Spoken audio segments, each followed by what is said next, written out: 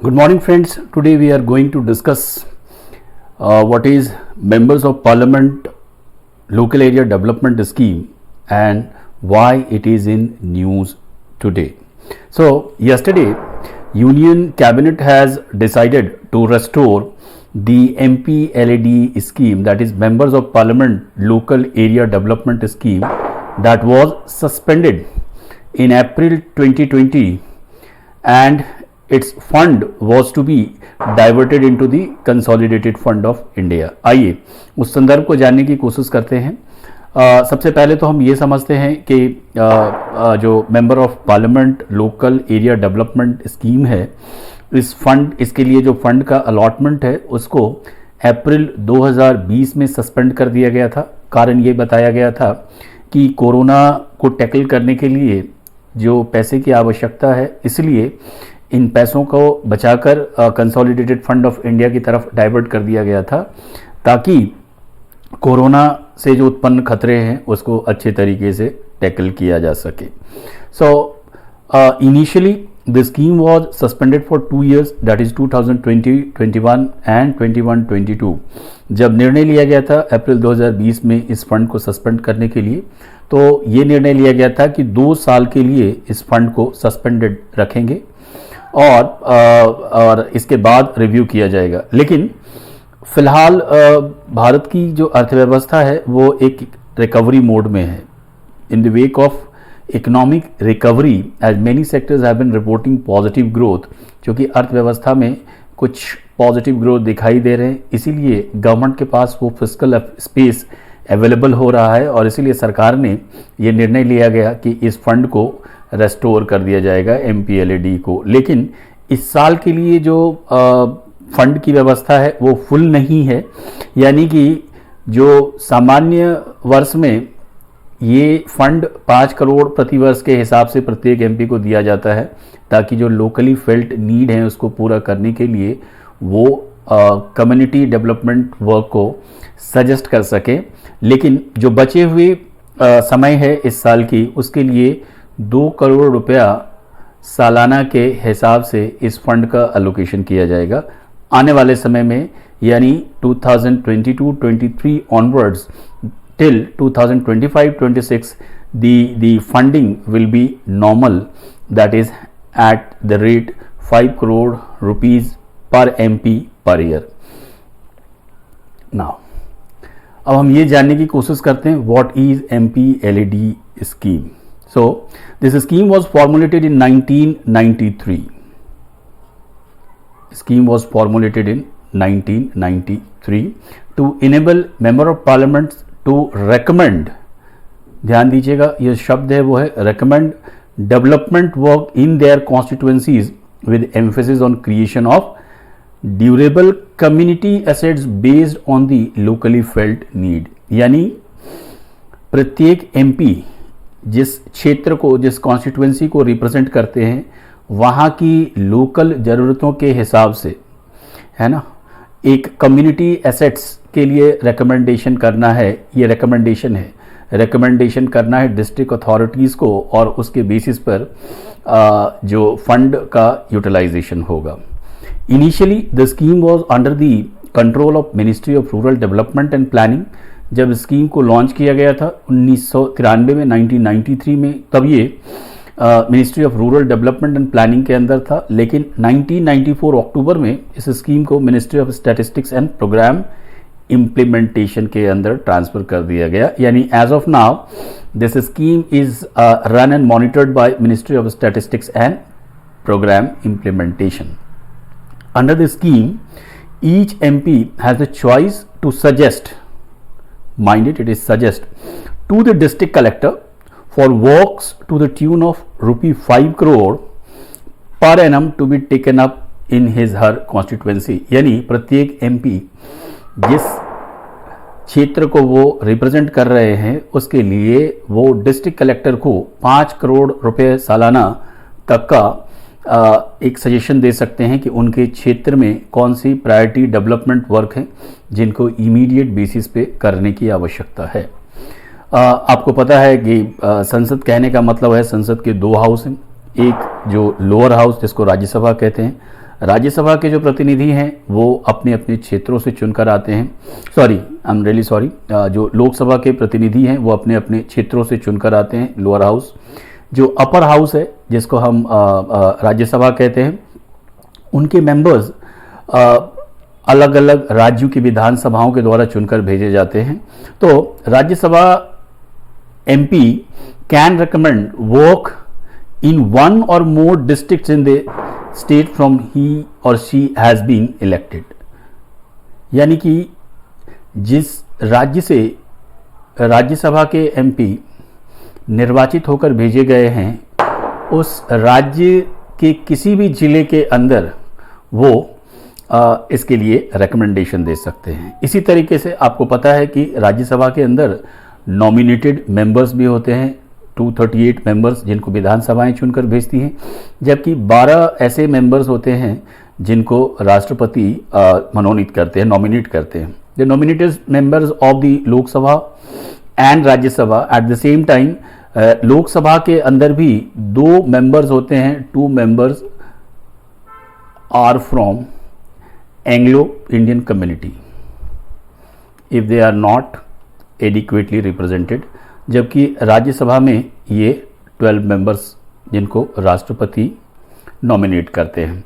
तो जो nominated members हैं दे कैन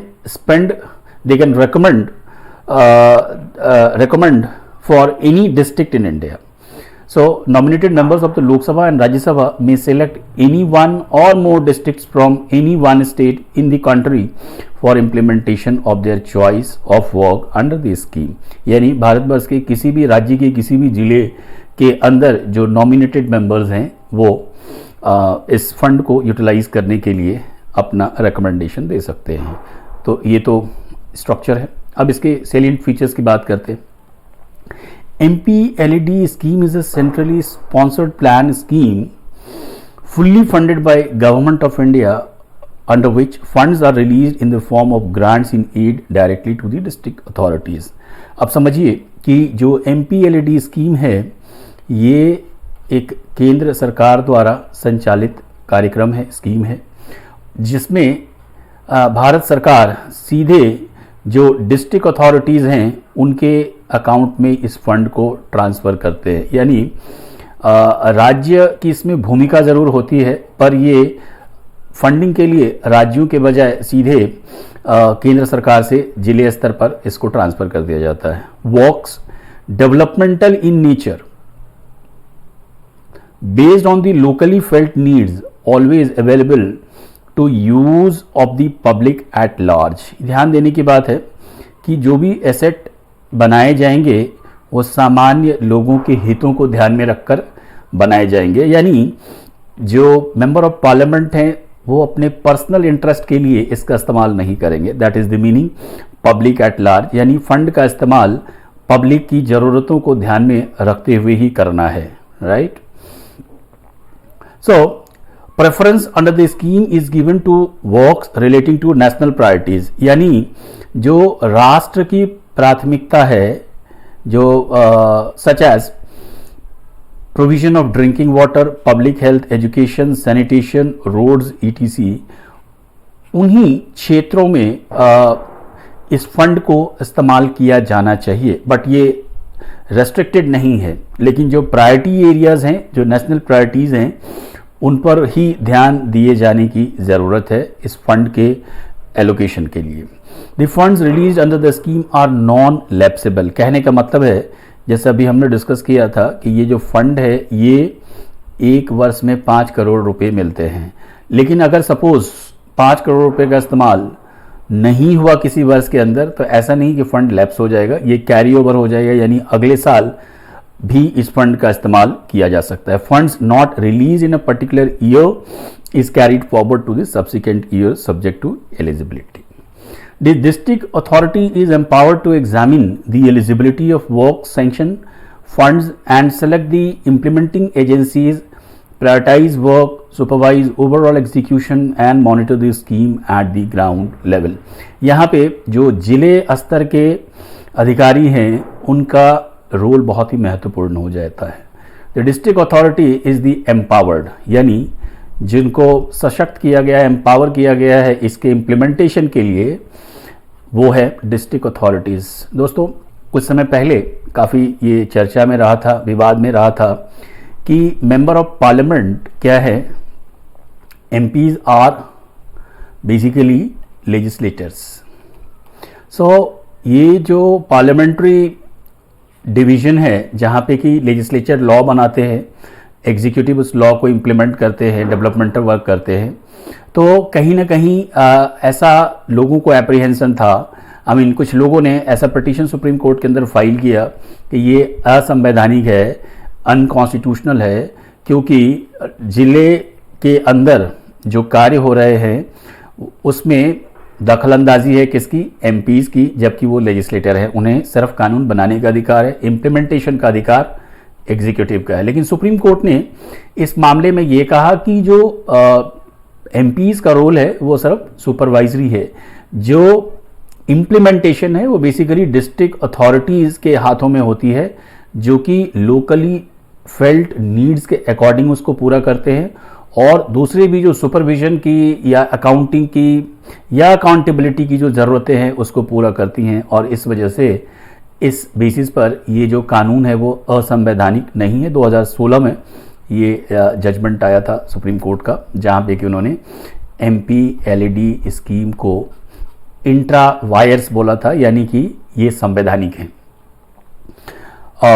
इस स्कीम के तहत जो SC/ST पॉपुलेशन है उनके डेवलपमेंट का भी विशेष ख्याल रखा गया है। यहाँ पे आप देखेंगे MPs are to recommend every year work consisting at least 15% of the MPLAD entitlement for the areas inhabited by scheduled caste and 7.5% for areas inhabited by ST population, यानी अनुसूचित जाति और अनुसूचित जनजाति की जो जनसंख्या है उनका भी इसके अंदर ख्याल रखा गया है। In order to encourage trust and societies for the betterment of tribal people, a ceiling of 75 lakh is stipulated for building assets by trust and societies subject to conditions prescribed in the scheme guidelines. यानी कोई ऐसी trust या society जो tribal के betterment के लिए काम करती हैं तो उनको 75 लाख रुपए तक इस स्कीम से खर्च करने का अधिकार दिया जाएगा, provided they meet other criteria. So this is the scheme that we have discussed today. I hope you would like this video, और अगर आपको ये वीडियो पसंद आया होगा तो प्लीज़ इसको लाइक करिए, शेयर करिए और हमारे चैनल को सब्सक्राइब करिए, ताकि हम नए नए टॉपिक्स के ऊपर आपको वीडियो दिखाते रहें। Thank you.